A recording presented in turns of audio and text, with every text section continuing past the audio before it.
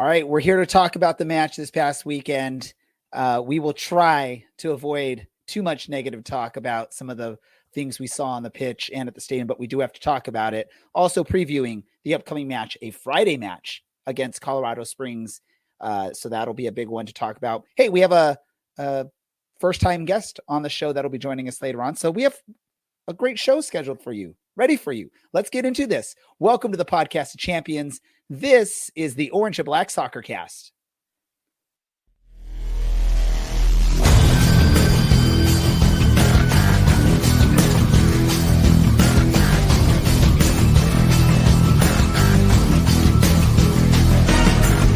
This is the Orange and Black Soccer Cast, the first and only podcast dedicated to Orange County Soccer Club, its fans, and supporters. Follow us on Twitter at OCSC_SoccerCast or on Facebook at Orange and Black Soccer Cast.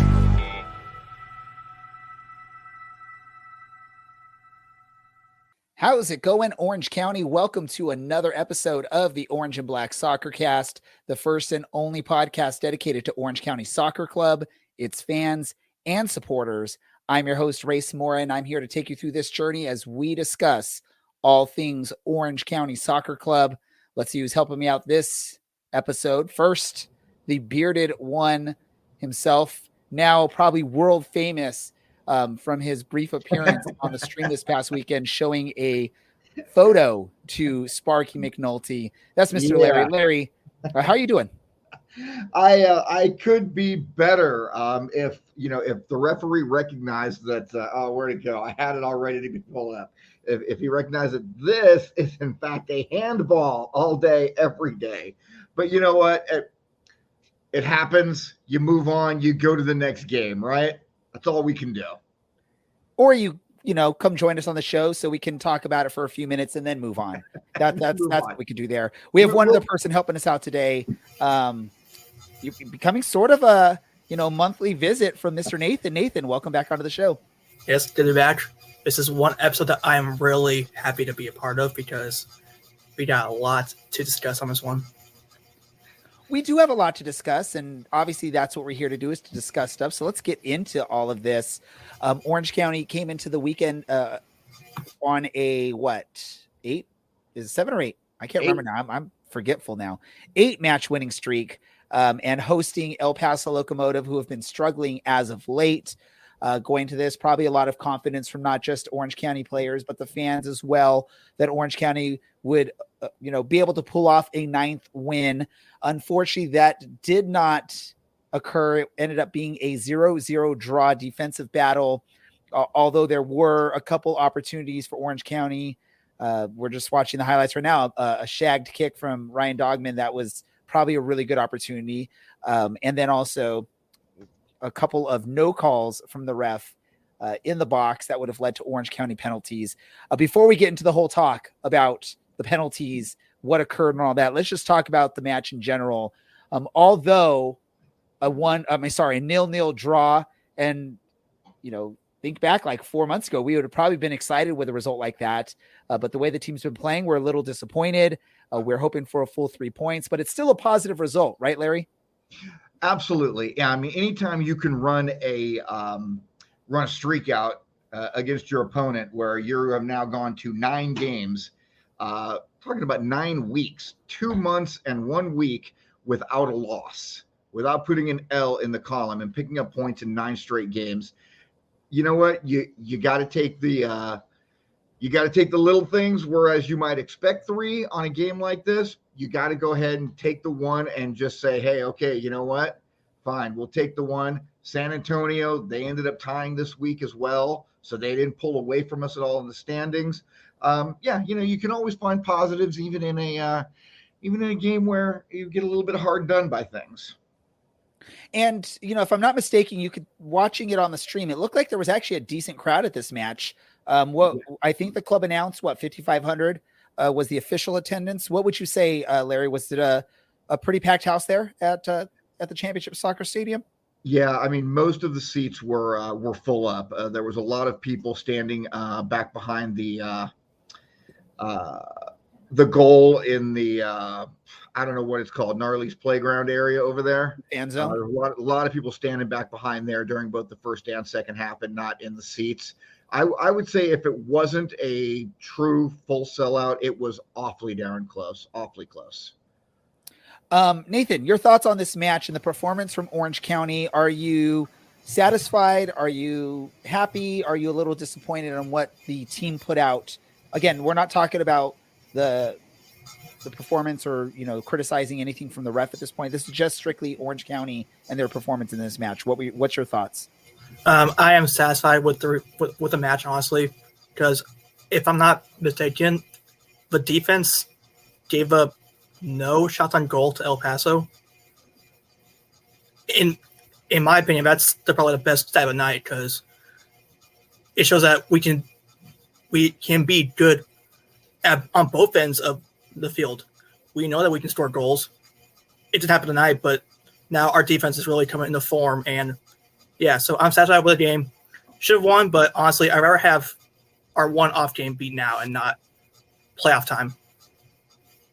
And I don't really think we can really call this an off match. I mean, ultimately, defensively, we did what we have to do, right? If you don't give up a goal, if you don't give up any shots on goal, you're not going to give up a goal, and thus you're not going to lose the match at least, right? At that point, you can the goal can be a draw, which this one was, where you get one goal and you haven't given up, and then you get a chance at getting a 50 points there. Or once the playoffs, we all saw this back, go to 2 days, and that can be a good result. Let's jump into this conversation right here, because we just saw one of those plays that maybe frustrated a lot of Orange County plays, and that's the some of the calls or no calls from the ref in this match. There was a takedown of Milan Noloski in the bench in the box in the first half. There was a quick whistle on a foul when I believe was it Milan that got dragged down, but he was able to somehow get his foot to the ball. That would have, I think, led to a Brian Noloski opportunity on goal, or it might be switched. I can't quite remember there. Yes, El Paso player gets yellow, but that would have been a one-on-one with the goalkeeper, which more likely than not leads to a goal for Orange County, or at least a good opportunity. And then there's a late handball in the second half that, again, is a no call in the box. That's the one that makes Larry world famous at this point now for showing versus Sparky. Really, you look at that, 3 pretty close to 100% goals from Orange County in those options, and all of them go against Orange County. And feel free to share your thoughts on the reffing of this match in the comments. We might read some out as long as they're safe to read for us. But Larry, you were actually there closer than anybody, I believe, on the sidelines. What are your thoughts on those? Are the 3 that come to my mind that were game changing for Orange County. What are your thoughts? Like how are these calls either missed or the quick whistle? What are your thoughts? How does this happen? Speaking as a sports official, y'all know I've been a baseball umpire for 30 plus years. You have bad games sometimes. It just happens. You are off. You can't get your strike zone right. You can't see a clear handball. Your AR on the sideline can't see a handball that's clear to 5,400 other people, and it's very unfortunate. The good news is what Nathan talked about is the no shots on goal.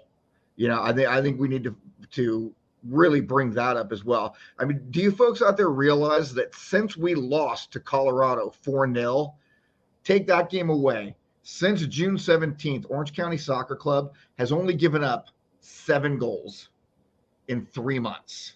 That is crazy. And those just came in 2 games, 3 in one game, and then a couple of ones and some other ones. So I'm kind of trying to focus more on that as opposed to the lack of calls. I was upset about them. I was livid on the sidelines on the no handball from Sparky's shot. I mean, livid, like saying many things that hopefully that ESPN camera that was just 25 feet to my left did not pick up. And in watching the feed, I did not hear it on there. Thank God for that.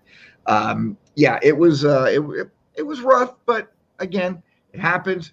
Referees have a bad night, and you pray for Friday to be better by way of referees, and hope Orange County puts a few more in the back of the net. Then, one last question or one last discussion about this. Then we'll forget about the refs. I want to ask Nathan, because obviously fans were frustrated. Fans at the stadium were frustrated. I believe after the match, as fans are walking off, there are some liquids tossed in the direction of the ref crew as they're walking into the tunnel. Maybe even a bottle or two thrown in that direction, plastic water bottle of some sort. Obviously, we don't condone any of that on our show. That's something that we've called out when other teams, fans do this. I think I recall something with like a Phoenix fan doing something like this a few seasons back, and we definitely do not condone that. What's an alternate way, Nathan, in your thought? And I didn't prep you for this question. What's an alternate way for fans to show their frustration or vent their frustration in this situation other than being that negative type of fan that's actually making the fan base look a little bad? See, that's tough because there's definitely less dangerous ways of voicing your opinions to a ref. You can obviously curse as much as you want, but draw a line there too. I think it's just honestly just make noise in his head. He will probably sway his opinions a little bit, seeing how the game goes. But yeah, no, don't ever put a guy's health in question. I'd say, yeah, safety work. It's like it's his job. I'm not perfect on my job. No, none of us are. So yeah, was it a bad night for him? Yes. Can we change it? No. Just move on. Yeah, I mean, just find safer and more, I get it. We're frustrated. We're all frustrated. I was on the Twitters and I probably responded to a couple of the league tweets about the result in the match. And I'm just sort of saying, hey, you forgot to mention the ref effed us or something. I didn't say it in those words. I didn't use any bad language, but I'm like, you forgot to say the ref, made two bad calls that, took away a possible chance for us to take the lead. But in the end, please, fans, if you're listening or watching or whatever, as Orange County fans, we don't want to be those fans that are throwing things at officials, players, or whatnot. So please just keep that in mind next time you're frustrated. Let's not throw stuff towards the officials. Larry, you have also you can go on to the Orange and Black Soccer Cast Instagram page, and you can get this photograph, and you can send it to @USL Championship and repost it everywhere, and just remind them that is in fact a handball. Although I forget who edited your photo, Larry, but did the job. Oh, it's brilliant photo. I love it. Yeah, I love it. Yeah, that was absolutely awesome. Put Morant's number because it does look like the guy's dribbling the ball, and it looks like a Grizzlies, baby blue, powder blue jersey. So I thought that was pretty clever and pretty quick to do that, which was pretty awesome. Whoever did that, I need to find out who that person is and buy them a beer. Yes. Again, the results of the match, not detrimental to Orange County, still unbeaten now in the 9 straight matches. And again, we talked about San Antonio. We talked last week that Sacramento is a tough ask for this team to catch and bypass Sacramento. It's doable, but that's a really tough ask. San Antonio's a realistic option, and we didn't lose ground to San Antonio, which is helpful for this team. They're going to need to now come back, not let the frustration of what happened this past weekend, because you could see, we all saw frustration from the players. We saw Sparky McNulty get a yellow card for getting in the rest face. And then after the match, we saw, I want to say 6, 7, 8 of the players going and yapping at the refs. And then I think it was Oliver Wiest coming out and trying to push the players away. And then, I don't know, camera cut away. I don't know if Oliver let the ref have it at that point. That's his job. That's what he needs to do.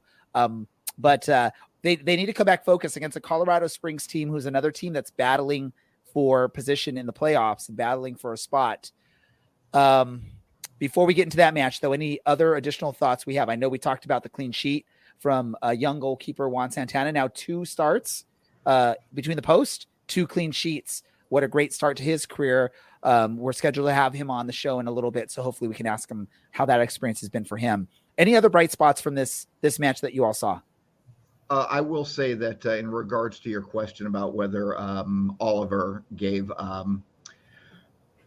kindly and politically correctly and politely gave his 2 cents on the match to the referees, it did appear as though he had a few things to say that I'm sure that he was very, very kind, because Oliver is a kind man and he's a good-hearted man. So I'm sure that all of his comments were kind and polite and uplifting towards the referee.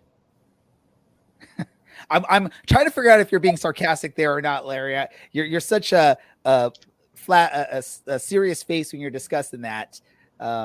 That's why I have the beard, right? You can't really tell what I'm doing. Pictures of Oliver and seeing him when he's not happy with the way something's going. So I'm assuming it's sarcastic comments from Larry there. Nathan, any other bright spots? I know you mentioned you called out the clean sheet, no shots on goal.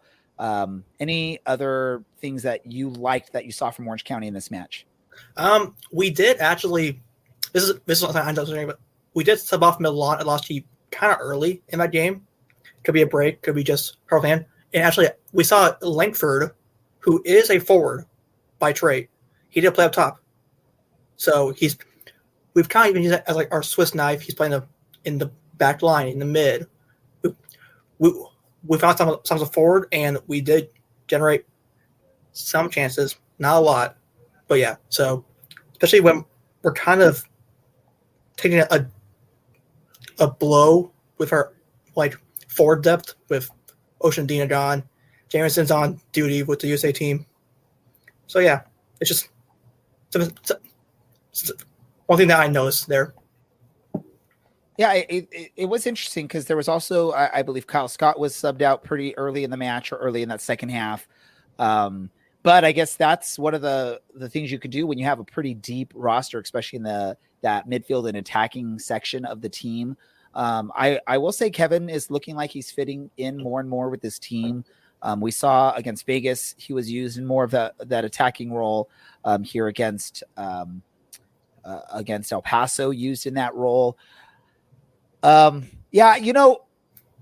I was a little frustrated watching the match, and I'm one of those people. I've gotten yellow cards as a coach of a U12 team on the sidelines because a ref makes a bad call, and I let them know about it. And so I know I get frustrated with bad calls from refs. So I was sort of upset. Now, my wife went to bed early that night. She was sleeping, so I was trying to be quiet, so I wasn't yelling at the TV. But obviously, if it wasn't that case, I would have been yelling at the TV and been really upset. But I think the team, all in all, did really well. Here's the thing, right? We look back at the championship year. Defense is what won us that championship. We had a solid defense, great goalkeeper. We won the championship because of that.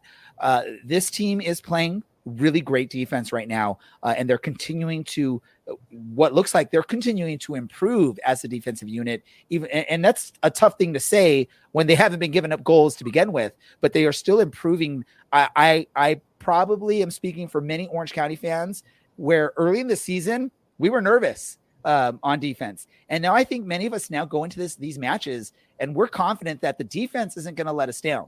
We need our offense to score some goals. Our defense is solid. I just think they are cool, calm, and collective back there, and it's really helping us out. And that showed in this match. Obviously, when it comes to a clean sheet, the goalkeeper tends to get all the credit for it. But really, it's the defense in this match that gives Juan Santana that clean sheet because, again, no shots on target on goal for El Paso. I mean, there's no way you can mess that up as a goalkeeper, right? Larry's laughing. He's like, well, it could potentially happen, right? Yeah, I mean, if they don't shoot on goal, they definitely can't score. So you would certainly hope that the goalkeeper doesn't mess that one up. And you know, a bad back pass or something like that, and they slip. Yeah. You've seen you watch those, goalkeeper mistake videos on YouTube, and you always see a goalkeeper that takes their eye off the ball while the pass is coming to them and miss the ball and it goes into the goal. Hopefully that doesn't happen. I'm not saying let's let that happen. Or an outlet pass that the goalkeeper actually throws into his own goal. That's the greatest goalkeeper blooper ever. I don't even remember. Or the one where like they throw it and it bounces, or they kick it and it bounces right off of the attacking player into the goal. Yeah. There's a bunch of them. Those are fun. Go YouTube them and watch them. They're funny when you want a little laugh. I saw your finger up really quick, Nathan. Did you have a quick thing to drop in there? They're funny to watch, but as a keeper, who I never had anything that egregious, but the mistakes make you feel like the worst player in the world. And that one goal where the goalie threw it in his own net, that was actually Minnesota United when they were in some tier 5 lead. I remember. It's just random fact that I've always held near to my heart. I don't know why I do. I just do. There we go. So again, for Orange County to keep the momentum going, they're going to have a matchup coming up against Colorado Springs on a Friday. We've talked about in the past, when you have a match on a sort of weird day, does it throw the team off? Because, athletes are very structured people, right? They like to know, hey, I'm training this day, traveling this day, match on this day. And that's the way, and you get a pattern. Typically, Saturday are the matches for Orange County. In this case, it's a Friday match. It's at home, but it's still a Friday match. Is there any concerns from you, Larry, that this throws the players off at all? Or is this team just such in a rhythm that that's not going to matter at all? It's more worry about what the opponent's bringing to the match. I think Colorado should probably worry more about having to travel west out here to play us right now. One of the things that's so much fun about this team right now is their patience. Patience. They are not panicking. They are calm. And it doesn't matter what the situation is. And I don't think this is a team right now that is going to be fazed by the day of the week that they're playing. I don't know why we're playing on Friday night. I don't care. All I care about is the team putting up 3 points against a squad that has, they've got 1 win in their last 6, I think, something like that. I could be wrong there. I'd have to recheck it. I feel like this team is just so solid, and our midfield, those 4 guys in the midfield are just so impressive right now. Seth, Kyle, Kevin, and Brian. Man, they are fun to watch with them just controlling the game in the middle of the field. But yeah, I wouldn't. I don't think the day of the week is going to make a difference really whatsoever in how the players view the game or their preparation for the game. Nathan, I'll ask you this because there's been some really great fan attendance from the Orange County fans at home, especially over the last, say, 8 or so home matches. Again, Friday match might throw that off a little bit. Are you concerned that there will be a little less energy in the stands from the Orange County fans, or do you think a pretty good chance we're going to still fill the stadium up and the fans will be on top of it? And especially like CLC, are you guys going to be nice and loud out there? We could probably expect maybe like 3,500, 4,000, because with Friday games at this time of year, you got high school football, you got just maybe dances coming from some high schools, homecoming dances. So I don't think it's an all issue, because if anything, this team has shown they can really play anywhere under any weird shenanigans. Like the game that I always look back on is Memphis away, where you're playing in a crappy baseball stadium. You go down 2-0 early, and then you win 4-2. That's really all it says, that this team does not get phased by, one less day of training, weird schedule, weird stadium. So I don't think really it should be a big note to make that this team is just played 1 day earlier and such. The fans, and honestly, because we did play a Wednesday game against, was that Charleston, I believe, or Pittsburgh? One of those black and yellow teams. And, that was a fine crowd, too, at that night. One of those black and yellow teams. I didn't realize that, the high school, student is a big part of our fan base, but maybe they are. And maybe a way you can solve the issue is, we do Beer Fest. We close up the fan zone and you do a Beer Fest. Maybe you do the homecoming dance in the fan zone and let the high schoolers dance the night away and then come party with, well, they can't drink, so it wouldn't be as much party, but they can come watch some soccer. I don't know. Oh yeah, because high school students never drink. Yeah, they follow the rules, Larry. You know this. I did. Any concerns with Colorado Springs. I'll go to you first on this one, Nathan. Anything that concerns you about Colorado Springs coming into this match? Not really. I mean, yeah, they kind of killed us last time we played them, but that was also like way in their early summer time. So, I think with the game being late in the season, every team we're playing is going to be hungry for points. And Colorado Springs is like 7th in the West right now, so they're going to be ready to play. Like El Paso was 8th in the standings. They were ready to play, in my opinion. So, yeah. Yeah, the last time we played Colorado Springs was right before we got in a nice run of form. We lost 4-0 in Colorado Springs. But when you look, ever since that match, Orange County has been pretty darn good, except for that one loss to RGV, which I hate to beat the drum, but I feel like that was partially because of a bad no call from a ref. And then obviously the one other hiccup is the match this past weekend with not one, not two, but three sort of against Orange County calls from the ref.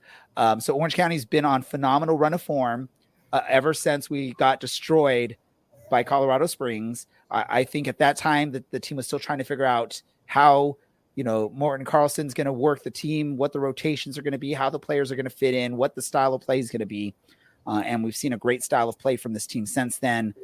Maybe the one hiccup, and I don't know why this was happening this last game. I know someone called it out in the chats earlier. We were sort of just playing the long ball a lot in that second half against El Paso. And that hasn't seemed to be the game plan under Morton Carlson, but I don't know, maybe they saw something there. Although I think there was one player on El Paso in the back line that's like, 7'3" or something like that.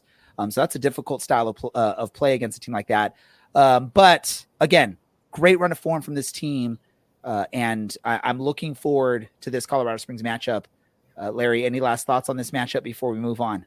One thing that concerns me about Colorado Springs, Romario Williams, sorry. He's a player. He's a gamer. He's sitting on 10 goals right now in 24 games played. The other thing, so, obviously you're going to have to key on him and you're going to have to keep him marked. Don't let him get shots off because this guy likes to shoot the ball. Another thing, I was just looking at it. Colorado Springs has 14 different guys on their roster who have put the ball in the back of the net this season. I don't know how many guys for Orange County have scored goals, but 14 different players scoring a goal is really actually a very impressive number. So that tells me that Colorado Springs can kind of bring it at you from a lot of different spots. I do, however, think that Orange County is going to be looking for some payback on that 4-0, as Andy put it there in the chats, shellacking there back in June. But again, since then, it's been all county all the time. So, I'm not too concerned, but there are some things that we have to watch out for. Make sure we don't have a letdown game after what some would consider a letdown game Saturday night. Let's go out there and get 3 points, do what they do, move on to the next one.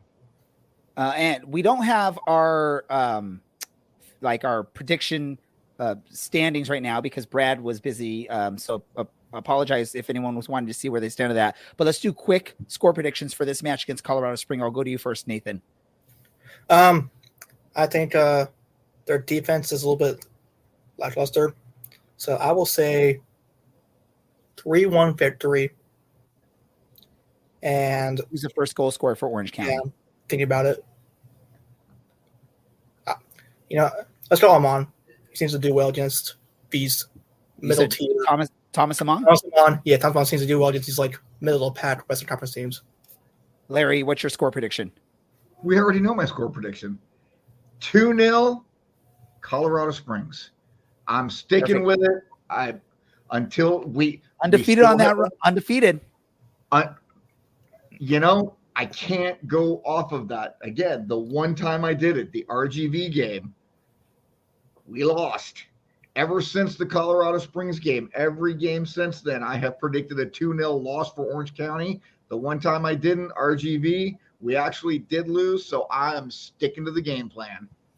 All right, and I'm going to go opposite of you. I'm going to go 2-0 Orange County with the first goal being scored by Milana Losky. One of the people that have been really helpful with Orange County, at least recently, is youngster goalkeeper Juan Santana. He's been a big part of the run for Orange County. 2 starts in the last few matches, clean sheets in both of those matches. And I believe I hear, with that first clean sheet, the youngest USL player to record a clean sheet on a professional debut. We have, magically, I would start talking about Juan and he shows up. We got Juan Santana on the show for the first time. Welcome to our show, Juan. First and foremost, welcome and congratulations on your success early on with Orange County. Thank you. Thank you guys for having me as well. No, we're excited to have you on here. I know after your debut in Sacramento, a lot of the fans, and obviously we wanted to have you on the show. So we're glad we get an opportunity to speak to you now. Let's talk about first that Sacramento match. You made your professional debut in front of hostile territory in Sacramento. I think they said about 20,000 fans at that match. Not many USL Championship goalkeepers get to make their professional debut in the USL Championship in front of 20,000 hostile fans. Tell us what that experience was like for you to make your debut in that atmosphere. Well, I mean, first of all, getting the news that I was going to have a chance of playing was amazing. I mean, the nerves kicked in right away thinking, wow, I'm going to be playing against the top team in the league. And then later on the day, when they told me that, yes, it's confirmed that I will play, I just think, wow, I've been waiting, almost all my life, waiting for this moment. And then, going to the field, up from the players and the coaches, they've been helping me a lot, giving me a lot of words to build up confidence for the game. And then, yes, the closer we got to the game, the more the nerves started going away. And then as soon as the game started, it just felt like a normal game to me. There's no nerves. I was just really focused. I was really locked in. And thankfully, the game went our way, winning 2-0. And honestly, it went better than I expected. Having a clean sheet on my debut, it's amazing. It's a really amazing feeling. And you mentioned there was a bunch of coaches and players that were talking to you before that match. Do you remember anything that any of them told you? Can you remember a quote or anything anyone gave you or any advice anyone gave you? Or was it so much a blur that it's just, I can't remember really what was told. I just know it worked. Well, what does stick to me is what Morton, the coach, told me. He told me that this is how, careers start, as in this is how players get the opportunity to play. Everyone deserves a chance. And then he told me, just go out there, play your game. You've been playing this all your life. Not just go out there and have fun. And it looks like you had fun out there. A lot of fun. Hey, Juan, Larry, how you doing, buddy? Doing good. Yourself? Fantastic. Listen, congratulations. To date, how many people can say they've never given up a goal when they've been between the pipes in a USL Championship game? And so far for your career, you are batting 1,000. So awesome job on that. Thank you. A couple of questions. Actually, there was some fan questions that came in, and I wanted to ask you about those. Chuck Eldridge. Chuck wanted to know, did you choose your number or was that number given to you? No, the number was completely random to me. I had no choice in it. I mean, last year I was number 30, and then now this year I guess I'm 29. So, just completely random. Okay. And if you had your choice of number, what would be your number? Probably 00. That's a nice keeper's number. I just really like that number. When I used to play for my youth clubs, that was always my number. And it would have been nice if, that could be my number, but it just wasn't it. Maybe one day. Maybe one day. So, Maybe. You made your debut in front of a monster crowd in Sacramento. That was a bit. 23,000 people is a lot of people. But now you got to have your second game at home in front of the Orange County fans. And I know, because I was watching you, I know you heard the CLC over there doing that chant that they came up for you. How did it feel to make your home debut? I mean, I felt all the love as soon as I walked onto the pitch, hearing my name being chanted. It just really got me going. It built up my confidence, thinking I got to put on a show for these guys. And I felt the love and the support from the crowd, and it really helped me throughout the game. Awesome. And another one from Chuck. He wanted us to ask you if you could talk to us a little bit about the OCSC goalkeeper group and the coaching staff. How do you all work together? Well, we go on great. First of all, we get on really well. There's always jokes, there's always laughter. It's always a great environment to be in, and that's always a great thing to have in like a training environment. And when it comes time to get serious, we get serious. And also both Colin and Eric now, they help me a lot. They gave me a bunch of advice, and it helps me in my game. It helps me improve a lot. One last one. You're a young man still. You're 18. At what point did you realize, how old were you when you realized, you know what, I'm pretty good at this. I just might be able to make a living wearing these gloves and standing between a couple of pipes? About when I was 16, 2 years ago, I remember Victor, I was doing private goalie sessions with Victor, and he told me, hey, come out with the academy team, with the OCSC 2 team. And I said, sure, why not? But then after training with about 2 weeks with the academy team, he then invited me to train with the first team. And at that point, I'm thinking, wow, this is going by just way too quick. I mean, who gets the opportunity to train from going to an academy team to training with the first team with a bunch of grown men? And at that point, I thought, well, maybe there's something in me that maybe I could reach the next level. And here you are. And yeah, here I am.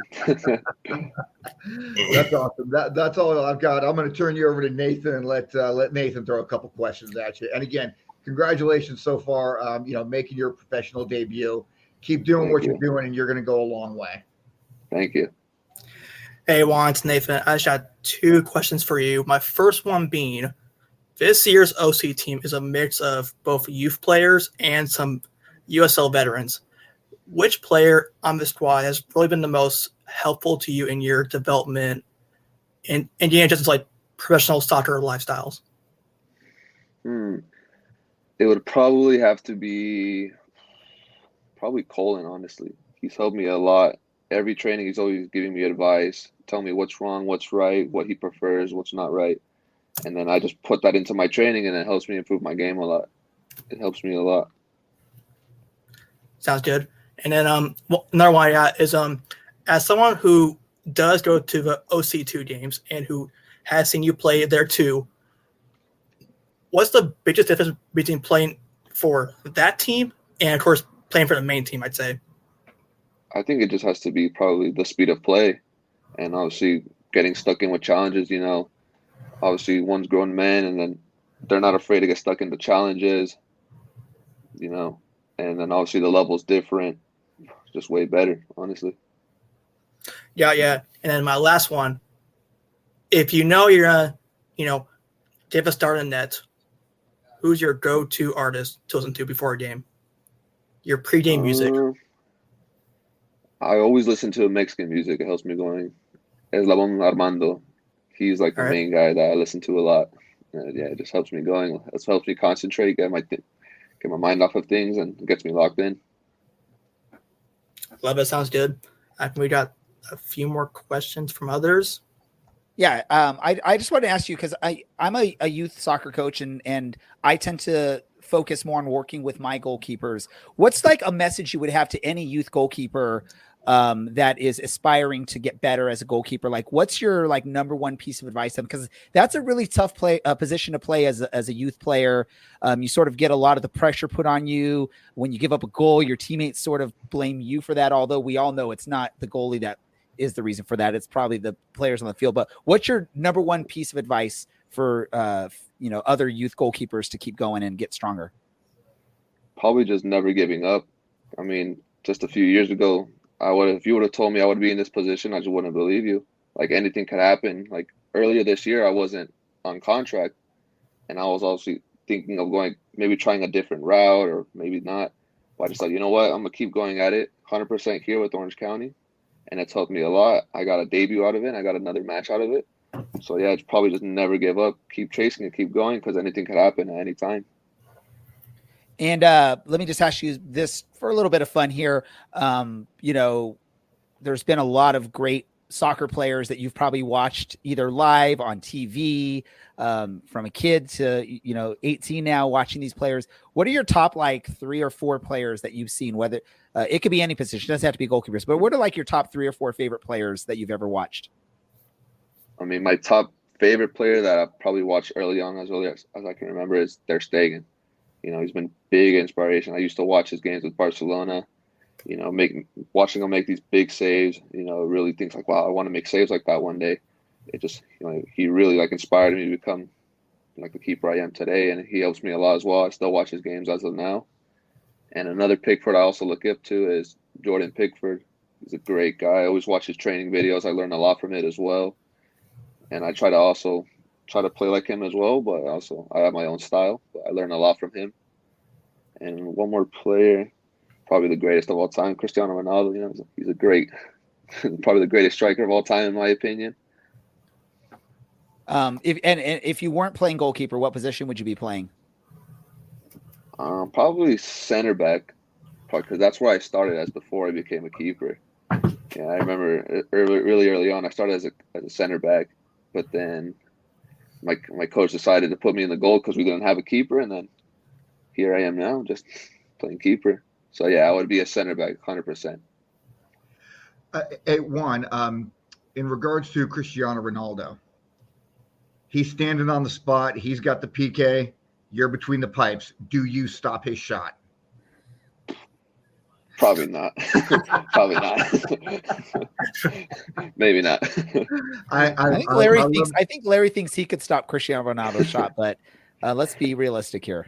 if he threw it at me, I could stop it. If he kicked it, I've got nothing for him. Hey, one question, Juan, that we do like to ask all of our guests, players who come onto the show. You guys are we already know who you got on your playlist. You mentioned who you like to listen to pregame. However, in the locker room, who's got the aux cable? Who has the best musical taste on the team? And even more importantly, though, who's got the worst taste on the team? Who's on aux? It's Seth Kasipli. I think he's always on aux playing. It's either random like country music or like rap music. So it's in between those two. And it's mostly just him on aux. So yeah, probably he'll be both the best and the worst. Oh, fun stuff. Who wants to take Dylan's ever popular question? Nathan, we'll let you do that question. Do you know that question? I do know it. All right, so this is obviously Dylan, who's not here tonight. It's a Orange Box decision to ask, what is your favorite veggie, and what's the best way to cook it? On the top of my list, it's got to be a potato, right? And the two ways I like to prepare is first mashed potatoes and gravy. That's just like the best out there. And also a loaded potato.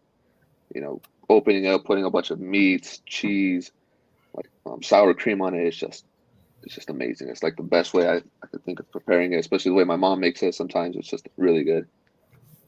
Can I say this? Can I say one thing? I think, Juan, you're the first person to ever say a potato. I will have to go back and check the records, but I think you're the very first potato person on here. Really? And I will say this: I love myself a good baked potato. We'll do it all kinds of way. I'll do a barbecue baked potato. I'd like to do fusion stuff with my baked potato. So I'll do like a Mexican baked potato with some carne asada and some salsa, some avocado, like all that, and some hot sauce on there. I'll do an Asian style baked potato with some teriyaki steak or teriyaki chicken. So baked potato is such a versatile vegetable. That's a great option. I love hearing it. And I'm sure someone's going to come up and say, hey, by the way, potato is not actually a vegetable, but I don't know. It has to be, right? It doesn't have a seed. I know it's a root, but I don't know how that all gets classified. It's close enough. Yeah, I made sure to search it up so I don't look that dumb. So they warned you that this is a question you're going to get asked. Who warned you on that question? Oh, Chad. He's the one that told me that's like one of the main questions that I would get asked. I just searched up, is potato a vegetable? I said, yeah, so I'll say potato. Great people working with the club, preparing you for the difficult questions you'll get from us. Before we let you go on, any last, anything you want to just share with the fans, say to the fans that are going to be out there this Friday and throughout the rest of the season, and obviously once we make the playoffs, that'll be out there supporting you all. Any message you have for those fans? I think without their support, we wouldn't be doing as well as we are now. Like, their support pushes us a lot throughout the game. It's a great environment to be in at home. It's always a packed out stadium. It really gets us going. So with their support, it helps us a lot mentally to push through the game and come out with a victory. So with their energy, it helps us a lot. So yeah. Juan, keep up all the great work. Keep up the hard work. There's proof in this system with Orange County that young goalkeepers can make something of themselves. You know, we had a young goalkeeper named Aaron Cervantes that sort of had a similar story to you, came in as a youth player, you know, came onto the team, was successful with the team, and was able to do other things. So just keep up that hard work. And we wish you the best. And we hope to see you, you know, someday moving on to bigger and better things. I know Orange County isn't the last stop for many players' dreams. And we hope to see as much of you as we can. And hopefully you get to live your dream as a goalkeeper playing soccer, wherever that takes you. Okay, will do, especially. Thank you. Awesome. Once again, everyone, goalkeeper for your Orange County Soccer Club, Juan Santana. Like Larry said, the only goalkeeper right now in the USL that probably can say I've given up 0 goals in professional matches in the USL Championship. Great job. Entire career. As always. Thank you for joining us, Juan. All right. Thank you. Thank you guys for having me. See ya. Awesome. What an amazing story for this youngster, Juan. He came onto this team, you know, sort of just gets this invite to come train with the 2 team, makes an impression, says, hey, why don't you come train with our first team? And then shortly thereafter, making a debut in front of a rabid fan base in Sacramento. Probably not the easiest place. I would assume if the club had their way of how they're going to set up Juan for a debut, it wasn't going to be That's not it. in front of 1,000 plus fans. Because if that's the plan, that's not a plan for much success in most situations. But a great defense on this Orange County team helped him out, and a couple great saves from him in that match. And then obviously he was up for save of the week on stopping that one with his boot on from Cicerone. Yes, I mean, I think anyone that's followed Orange County now for, you know, the last 4 or 5 years, this is what you love about this team, right? There's this mix of youth, there's some great veteran players, and it's amazing just to see the youth develop, come out of nowhere, get a spotlight put on them, and then find pathways to other things. Now, I know like Aaron Cervantes, I mentioned him, he went to Rangers, and I think he's now back in the States, I believe with the LA Galaxy 2 team in MLS Next Pro. But you wouldn't have those opportunities. That's an opportunity, right? It didn't work out for Aaron Cervantes, but it was an opportunity that was provided to him because of Orange County Soccer Club and the ability to, get a spotlight shine on you while you're playing professional soccer in the U.S., which is really cool. And we've seen other stories like that. So it's a great story. I believe he came through. I believe he was before with Orange County. He was with West Coast FC, which I think Orange County has some sort of affiliation with them, because if not, West Coast FC is just stealing their logo for their badge. But I know in the past there was like a bunch of coaching like crossover between Orange County and West Coast. So I would assume there's something going on there, but it's awesome to see that from young players, young local players, right, Larry? Oh, absolutely. No question. And what an opportunity for these guys, for the Aaron Cervantes and the Francis Jacobs and, guys like Juan, Ben Norris. Not only are they getting this opportunity to start off an incredible career and live their dream, but they're getting to play with some people, with some guys, with some grown men, like Juan said, who are actual legends. I mean, guys like Thomas Enevoldsen, Dylan Powers, this guy, we're talking about an MLS Rookie of the Year. Michael Orozco. That was the next name I was going to come up with. Literally a U.S. men's national team legend. You don't get these opportunities very often. But for these young men getting these opportunities and taking advantage of it and taking themselves to the next level, I mean, all you can do is wish nothing but the best for them and want to follow them and see where they go next. I've been following Aaron Cervantes since he was 17 years old, and he made his debut between the pipes for us. And he's 22, 23 now. It's incredible to see, and I'm so proud of these young guys who are coming up through our system, and these older players, these more mature, these grown men who are mentoring these kids and helping them grow and become better men, become better soccer players. Yeah, and I think that's one way that Orange County is doing things right in this level of play in the U.S. Soccer pyramid, right? Is obviously this isn't a final destination dream for any player.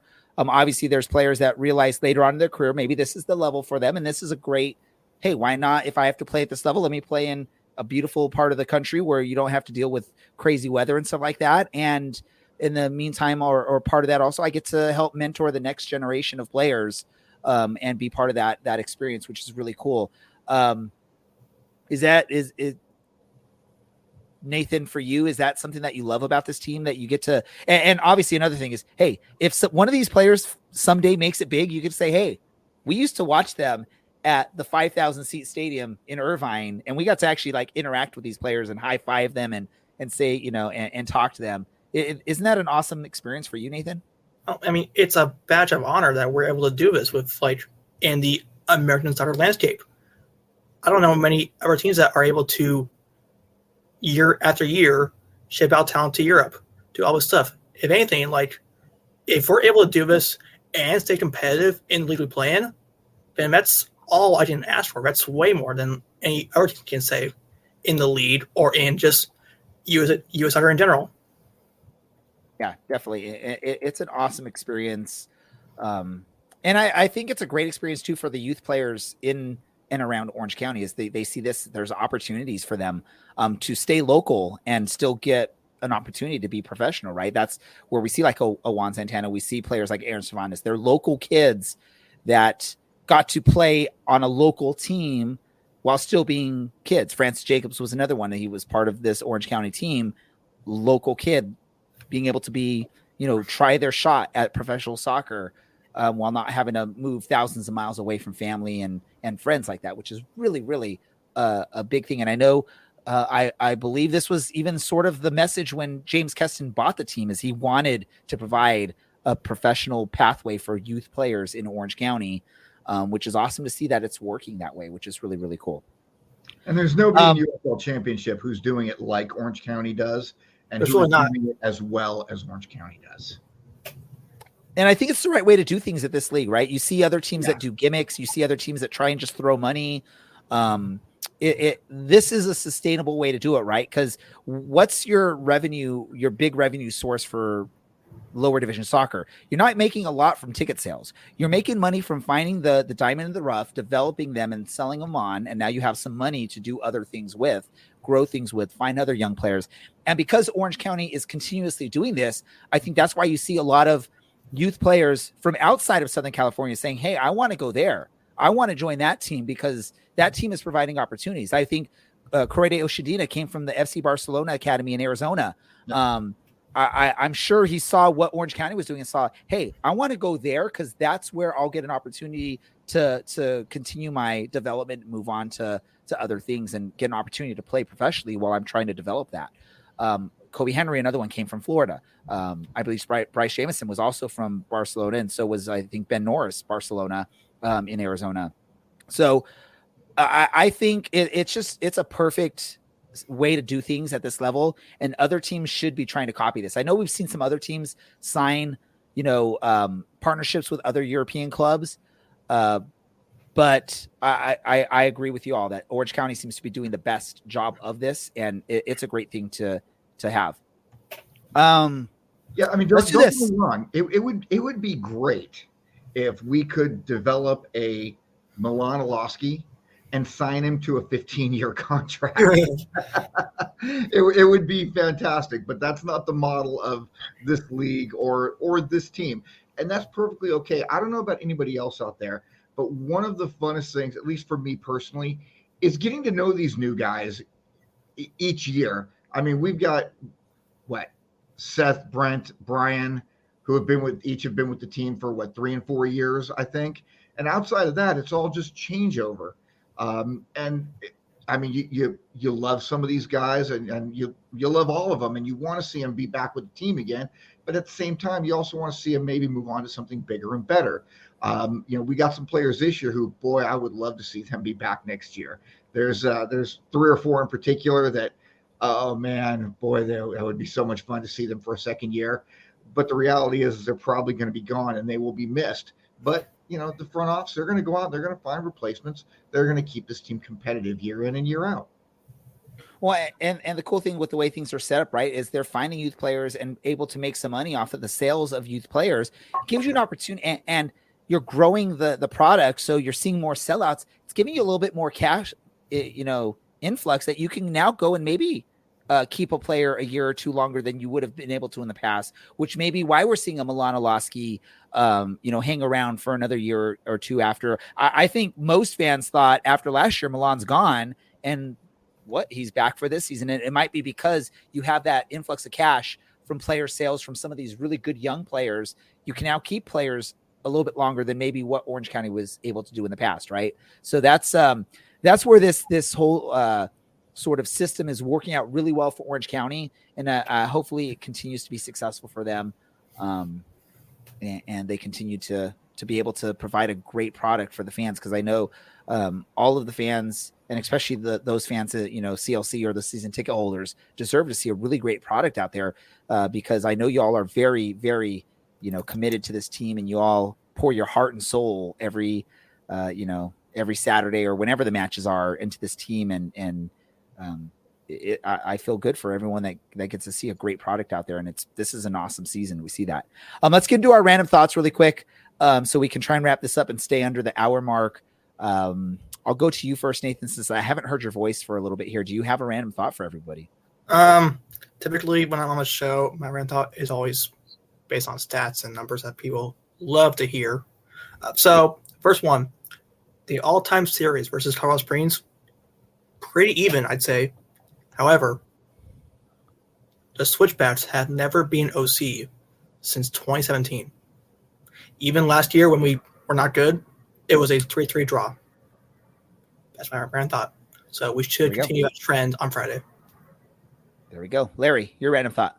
Random thought. I'd like to show the picture of the handball again, but I'm going to let that go now. Random thought. Don't throw stuff at referees. That would be number one. Number two, if you, again, I think I mentioned it last week, if you have not tried an Eagle Rare 10-year-old bourbon, please do. And random thought number three, guys, I'm getting married in like 29 days. And there she is over there making some noise. 29 Who said days. You get 3 random thoughts, Larry? It's not the Larry Random Thought Show. Well, yes, but I'm making up for the fact that your random thought is not going to be an original random thought. I don't care. It's a random thought that everyone loves to hear from me. My random thought is I just want to give congratulations to my boys' 2012 soccer team this past weekend, kicking off their fall season with a 6-1 victory over Laguna Beach FC. And in a proud papa moment, my son had 2 really good assists in that match. One that was he switched the play as for those that don't know, he's converting from a traditional number 9 to a false 9. And so he received a pass and switched play to a player and that got like a one-on-one with a goalkeeper for the easiest shot he'll ever get. And then the second assist was just a 2-player back and forth for like 3 or 4 passes, leading to a really great shot from the other player. So, dude, I'm just making up those words. What words am I making up? I'd love to know, producer Andy, what words am I making up? So props to my 2012 boys team, Laguna Niguel Youth Soccer Select Team, for an awesome opening weekend in our league. I want to thank everyone involved with the show tonight, including Nathan, Larry, and our producer Andy, plus our guest from Orange County Soccer Club, goalkeeper Juan Santana. I want to thank them. Also, for all our listeners that participated in any chats or comments as we were doing this, thank you for doing so. As always, if you want to listen to any of our past episodes or you want to read anything that people like Nathan are writing for our website, feel free to go to our website, OCSCpodcast.com. Thank you, everyone. Once again, this is the Orange and Black Soccer Cast, and we are out.